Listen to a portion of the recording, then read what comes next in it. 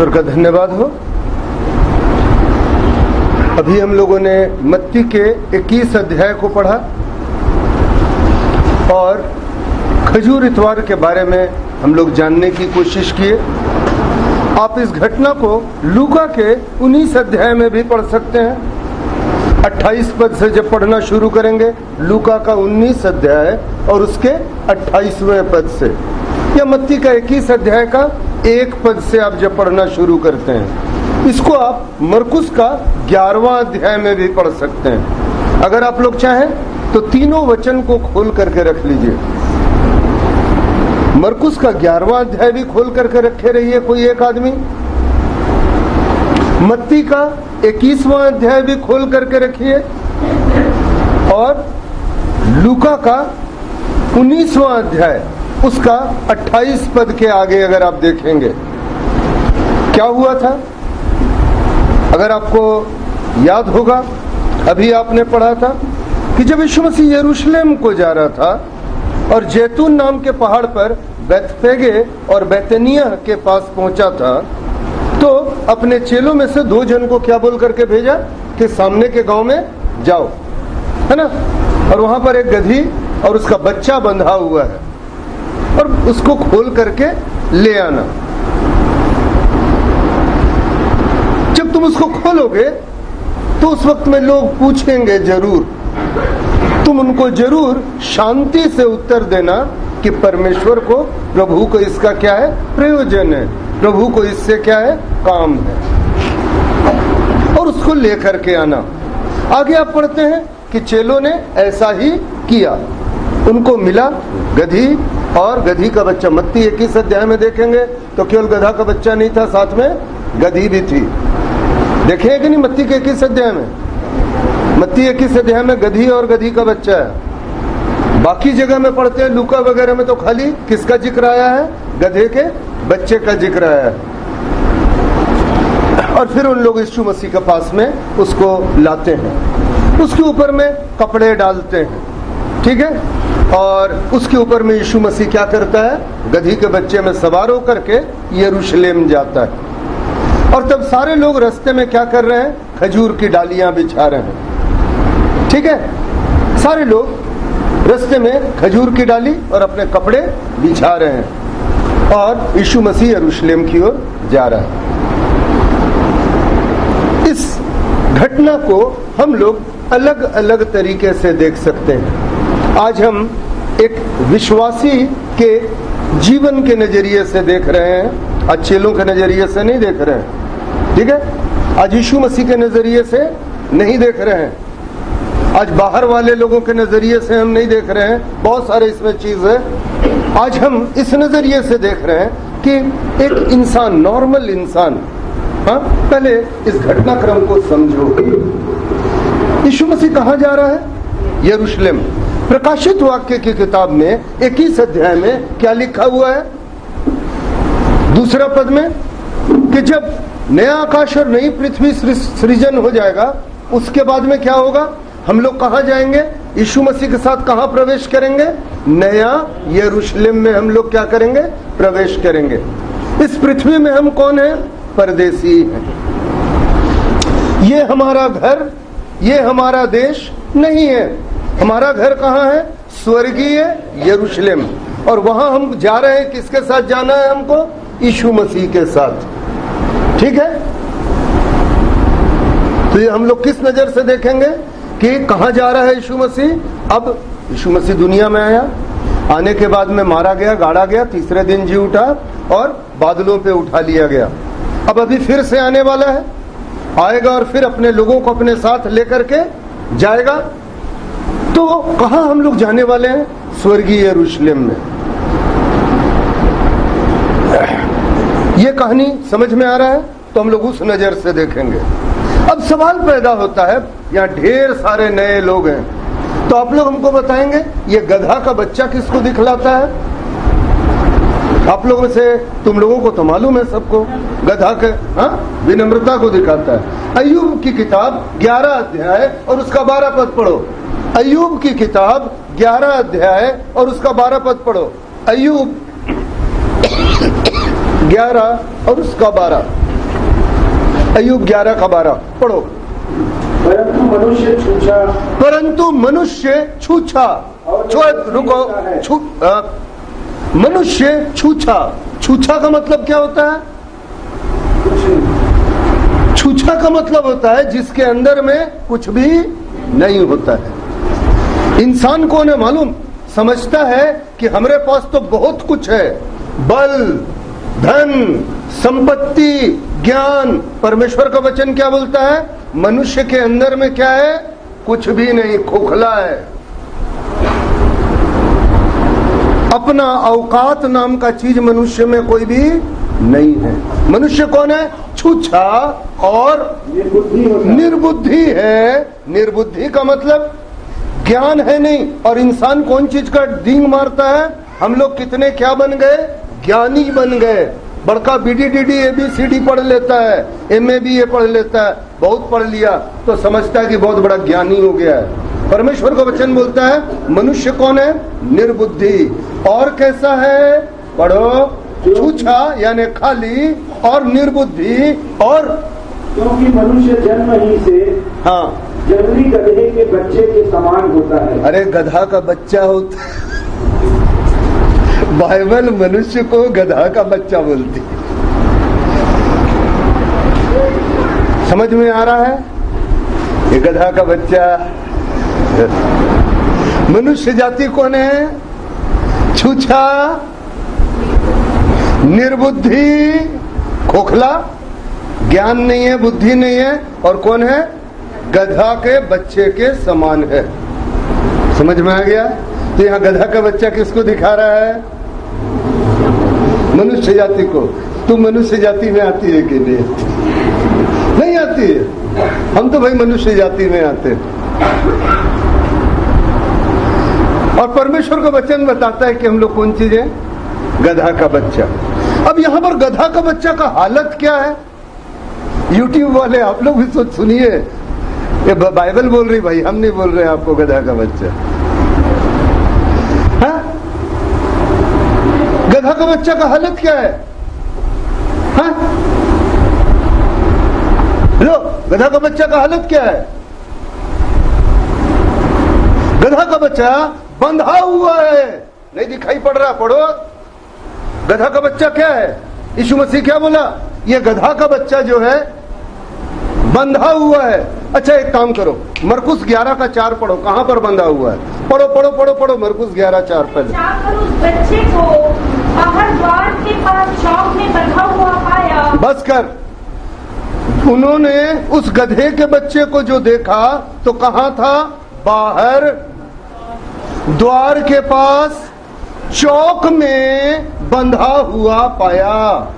तो ये मनुष्य जो है गधे का बच्चा, बाइबल बताई भाई, हम नहीं बोल रहे हैं, सॉरी। क्या है इसकी हालत? बंधा हुआ। यहाँ पर बैठे हुए लोग बताना, आप कौन कौन चीज से बंधे हुए हो? घर से बंधे हुए हो? नहीं बंधे हुए? नहीं। रुपया से बंधे हुए हो? नहीं। आदत से बंधे हुए हो? हाँ? नहीं बंधे हुए हो? यहाँ बढ़िया बढ़िया आदत सबको लगा, उसी से बंधे हुए। मनुष्य का ये हालत है, वो बंधा हुआ है। समझा? कौन कौन चीज से? कुछ मुख्य चीज है जिससे कोई डिनाई नहीं कर सकता। देखो एक किताब, एक वचन निकालो, बंधता है रस्सी से ना। देखो तो भजन निकालो, भजन 18 उसका 4 और 5 पद पढ़ो तो कौन चीज का रस्सी से आप बंधे हुए हो? गधा कौन चीज से बंधा हुआ था? हाथी से कि रस्सी से? रस्सी से ना। कौन चीज का रस्सी से आप बंधे हुए? बताओ तो, पढ़ो भजन 18 का 4 और 5। कौन सा रस्सी से बंधे हुए? मृत्यु की रस्सियों से मैं चारों ओर घिर गया हूँ। अरे कौन है दुनिया का आदमी जो मृत्यु की रस्सी से नहीं बंधा हुआ है जी? हर आदमी मृत्यु के बंधन से बंधा हुआ है, मरना ही है।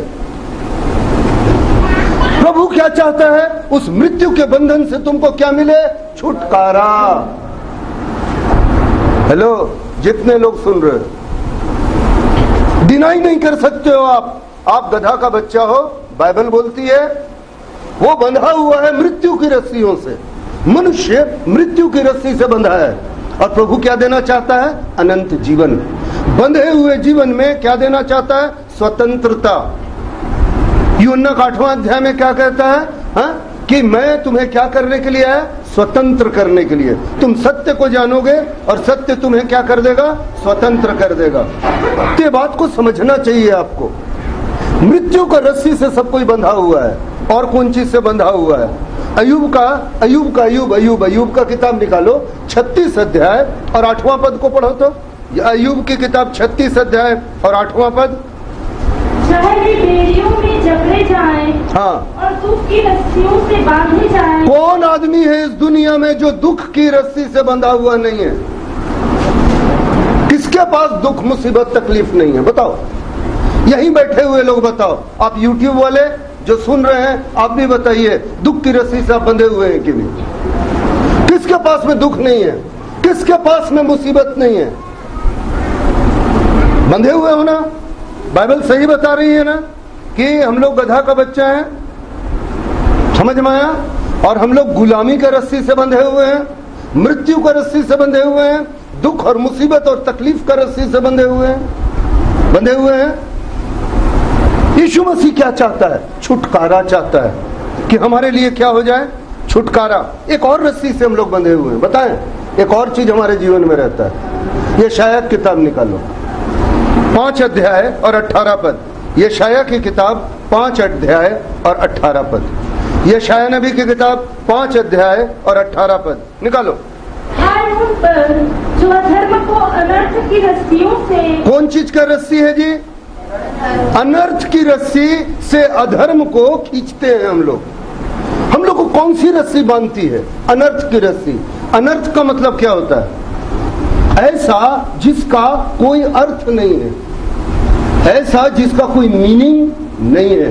तुम दिन भर जितना काम करते हो उसमें कितना काम ऐसा करते हो जो मायने मतलब का होता है, अर्थ का? ज्यादातर ऐसा काम करते हो जिसका कोई माने मतलब नहीं होता है, फालतू का।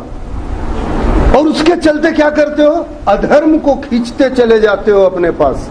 अनर्थ की रस्सी से बंधे हुए हम लोग अधर्म को अपने पास खींचते। फिर अनर्थ का मतलब बता रहे हैं। अनर्थ का मतलब होता है जिस चीज का कोई अर्थ नहीं है, जिस चीज का कोई मायने मतलब नहीं है। 24 घंटा में हम लोग ढेर सारा ऐसा काम करते हैं जिसका कोई माने मतलब नहीं है, जिसका कोई प्रयोजन नहीं है। बताओ कितना काम का चीज करते हो?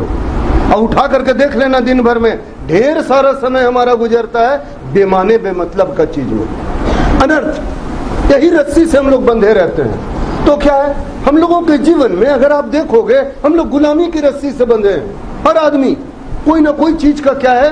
गुलाम है। कोई ना कोई चीज का गुलाम है, कोई ना कोई चीज से बंधा हुआ है। और मृत्यु की रस्सी से तो सब बंधा हुआ है। दुख मुसीबत तकलीफ की रस्सी से तो सब बंधा हुआ है। अनर्थ और अधर्म की रस्सी से तो सब बंधा हुआ है। प्रभु क्या चाहता है? प्रभु क्या चाहता है? कि इससे आपको क्या मिल जाए? छुटकारा, स्वतंत्रता। सत्य को जानो, यूहन्ना 8वां अध्याय में, और सत्य को जान करके क्या हो जाओ? इस सब चीज से आजाद हो जाओ, स्वतंत्र। अब सुनो मेरी बात। फिर से अगर मरकुस 11:4 को पढ़ोगे तो क्या पता चलता है? यहाँ पर हम बहुत ज्यादा टाइम नहीं लेंगे, हम आधा घंटा के अंदर में खत्म करने का सोच करके रखे हैं। कहां पर बंधा हुआ है? तो तुम देखोगे द्वार के बाहर, है ना? द्वार यीशु मसीह को दिखाता है ना? ओ यीशु मसीह के पास ही है, लेकिन उससे क्या रहता है जीवन? उससे बाहर। उस दरवाजे के कहां रहते हैं? बाहर, परे। अधिक आदमी जीवन का अधिक समय यीशु मसीह से अलग हट करके गुजारता है। अब हमको बताइए ना, बीड़ी पीते हैं उस टाइम में यीशु मसीह के साथ रहते हैं कि अलग हट के रहते हैं? बताइए। दारू पीते हैं उस टाइम में यीशु मसीह के साथ बैठ के पीते हैं कि अलग हट करके? जब गलत काम करते हैं, चोरी करते हैं कि घूस लेते हैं कि लफड़ा करते हैं, जो कुछ भी करते हैं, क्या आप उस टाइम यीशु मसीह के साथ रहते हैं या उससे आप परे हट जाते हैं? द्वार वही है, जानते हैं। उत्पत्ति की किताब में क्या लिखता है? पाप द्वार के बाहर छुपा हुआ है। उत्पत्ति का 4 अध्याय 7 पद पढ़ो। उत्पत्ति का 4 अध्याय 7 पद पढ़ो। यदि तू भला करे हाँ। तो क्या तेरी भेंट ग्रहण न की जाएगी? आगे, और यदि तू भला न करे तो पाप द्वार पर छिपा रहता है। याद रखना, पाप जो है ना दरवाजे के बाहर में क्या रहता है? छिपा हुआ रहता है। और जहां आप उस द्वार के बाहर निकलते हो ना, बस पाप आपको क्या करता है? अपने में जकड़ लेता है। मसीह के अनुग्रह के जहां हम लोग बाहर निकलते हैं ना, और पाप वहां पर द्वार में क्या करता है? छुपा रहता है और हमको जकड़ लेता है। ये याद रखना चाहिए, हमेशा याद रखना। तो वो जगह कौन सी है जहां पर ऐसा हो रहा है? पढ़ो, वहां पर क्या लिखा है? चौक में लिखा हुआ है। चौक नहीं लिखा हुआ। पढ़ो, मरकुस 11:4 में द्वार के बाहर बंधा हुआ था। कहां पर? चौक में बंधा हुआ था। हमको बताना अड्डा कहां लगता है?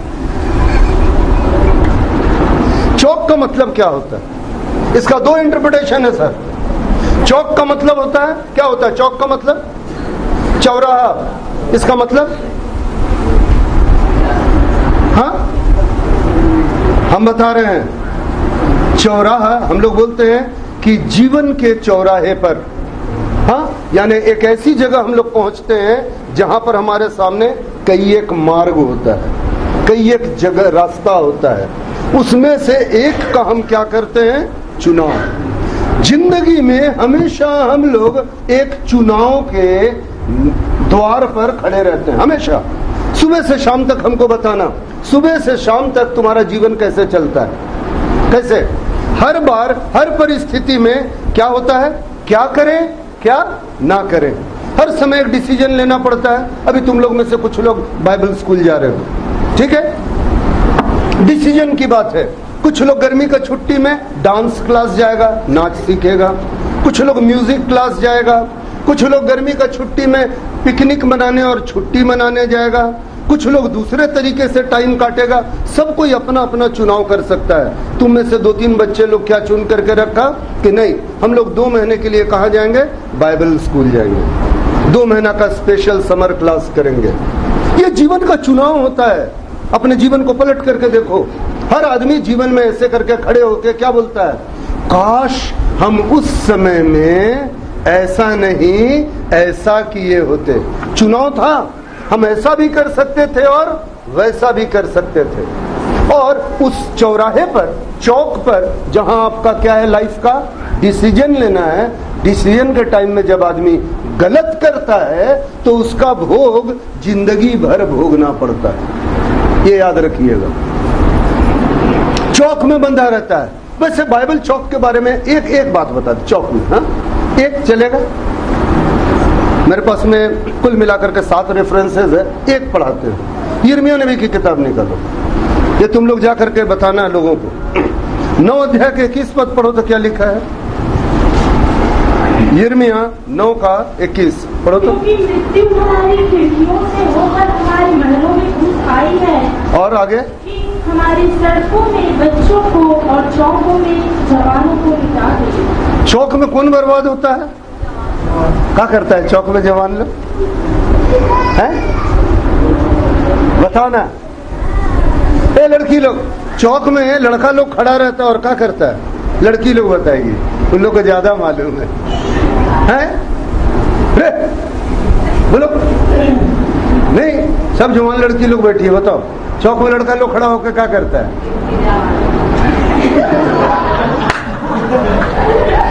यूट्यूब वाले लोग, आप लोग को मालूम है कि नहीं मालूम है क्या होता है? अरे जवान लड़का लोग क्या करता है रे चौक में? ये भाई बाइबल से खोल खोल के दिखाएंगे कि यहाँ बहुत गड़बड़ चीज लिखा हुआ है। एकदम स्टोरी बताएगा इंसान की जिंदगी का, इंसान करता क्या है। और बताए चौक? नहीं बताएंगे, टाइम भाग रहा है। हम आधा घंटा बोले हैं तो 30 मिनट 35 मिनट हम खत्म कर देते हैं। याद रखना, ये वो जगह है जो द्वार के बाहर है, लेकिन द्वार करीब है, द्वार के बाहर है और चौक की जगह है।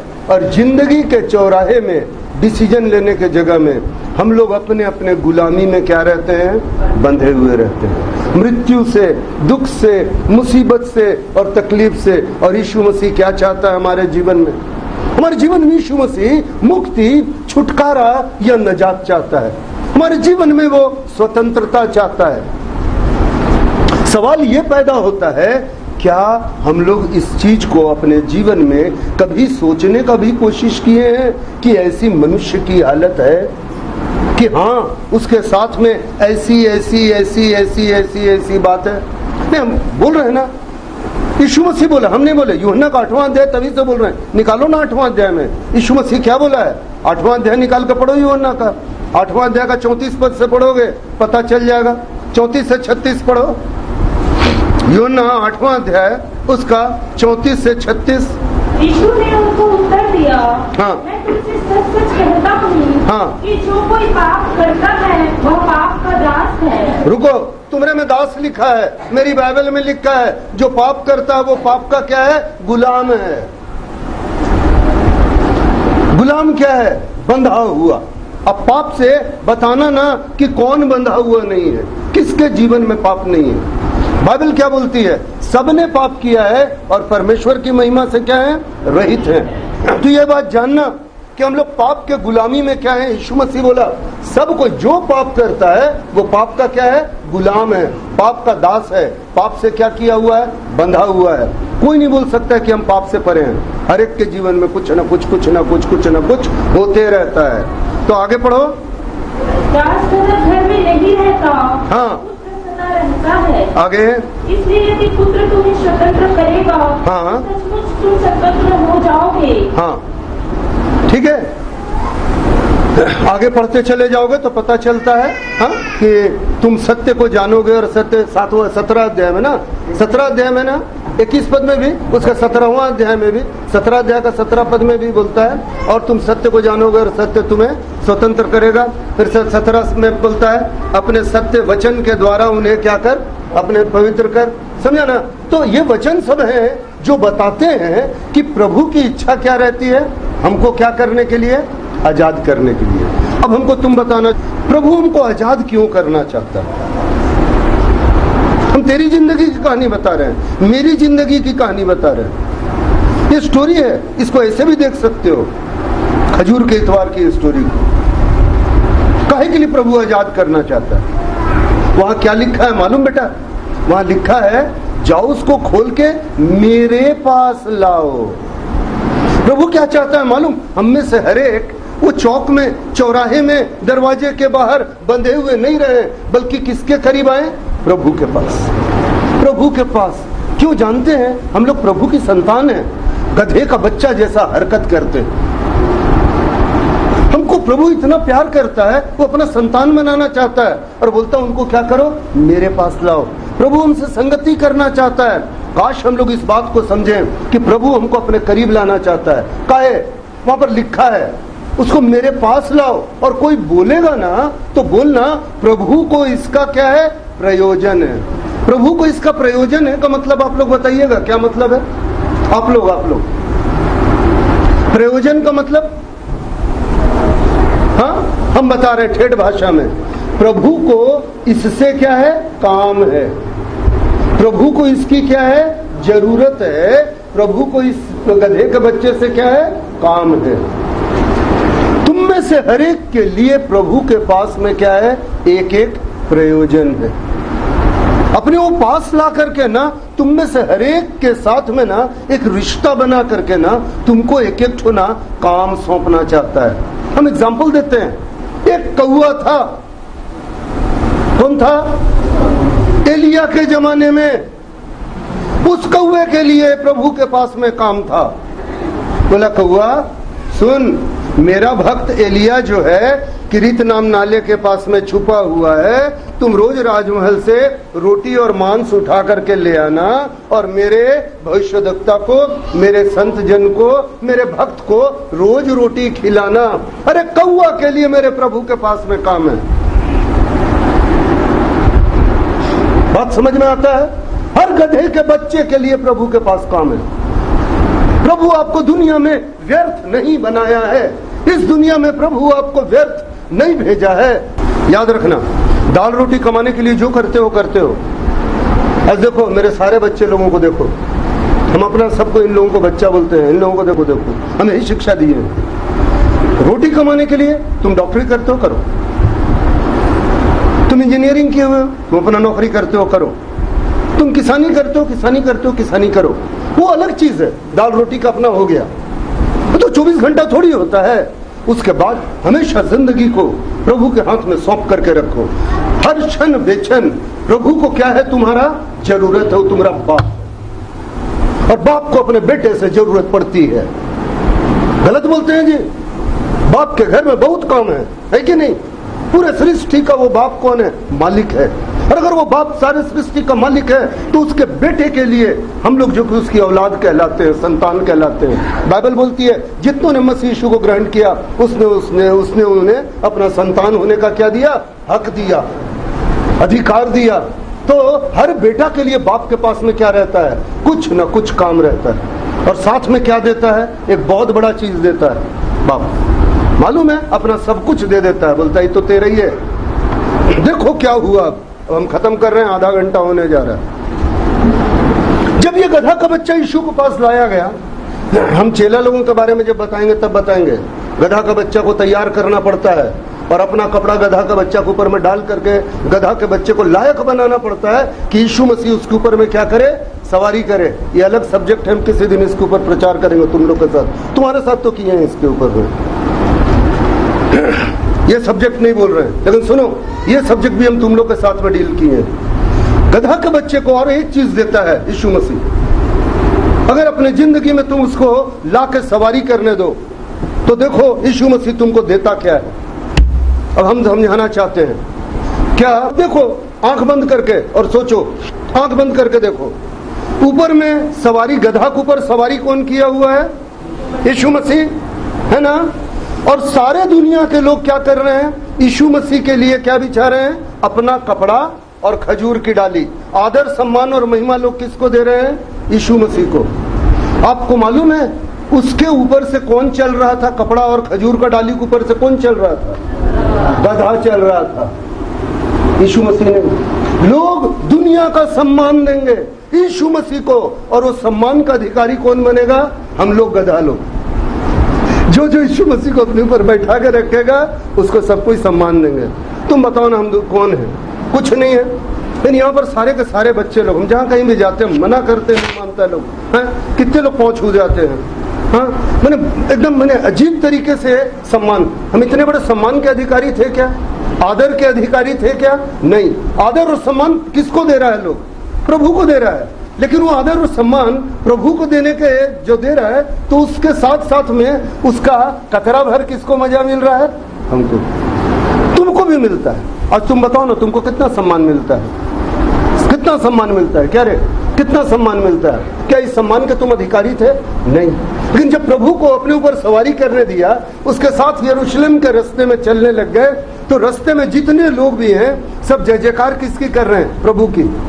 अपना सारा सम्मान और महिमा किसको दे रहे हैं? प्रभु को। लेकिन उसके ऊपर से चलने वाला कौन है? गधा। समझ में आ रहा है? आदर खोजने से नहीं मिलता है बेटा।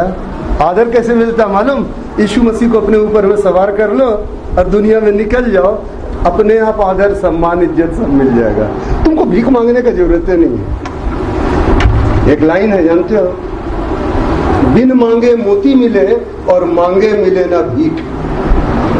बिन मांगे मोती मिले और मांगे मिले ना भीख। ये सीख है, आप लोग जान लेना। आपको सब मिल जाएगा, सम्मान भी मिलेगा। आप बोलते हो आप तो पढ़े लिखे नहीं हो, मेरी तो ऐसी हालत है। यीशु मसीह को आप अपने ऊपर में लेके चलो, प्रार्थना करोगे, बीमारी चंगा हो जाएगा, दुष्ट आत्मा निकल करके भागेगा। आपको मालूम है, आपको लिखना पढ़ना नहीं आता है, बोलते हो बहुत नीचे सोसाइटी से आते हो, नीचे तबके से। आदमी आपको सर आंखों पे बिठा के रखेगा। याद रखना, अगर यीशु मसीह को अपने साथ लेके चलोगे ना, खड़े हो जाओ वहां पर, और खड़े हो जाओगे ना, दुष्ट आत्मा जब तुमको देखेगा और भाग जाएगा ना, तो वहां जितना आदमी है ना, वो उसके बाद में तुमको वो इज्जत आदर सम्मान देगा, भले ना तुम फटा पैंट पहन करके जाओगे, इससे किसी को मतलब नहीं है। मालूम, ये चीज सीखो।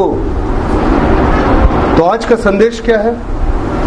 हम लोग जो लोग हैं, हम लोग गधे के बच्चे के समान हैं, और हम लोगों को प्रभु क्या करना चाहता है? आजाद करना चाहता है। अब गौर से सुनना आखिरी लाइन, तुम लोगों के लिए, सब लोग के लिए, तुम लोग में और आप लोग में से ढेर सारे लोगों के लिए। प्रभु जब आजाद किया तो उसको काम किससे था? गधे के बच्चे से। लेकिन वहां पर कौन था?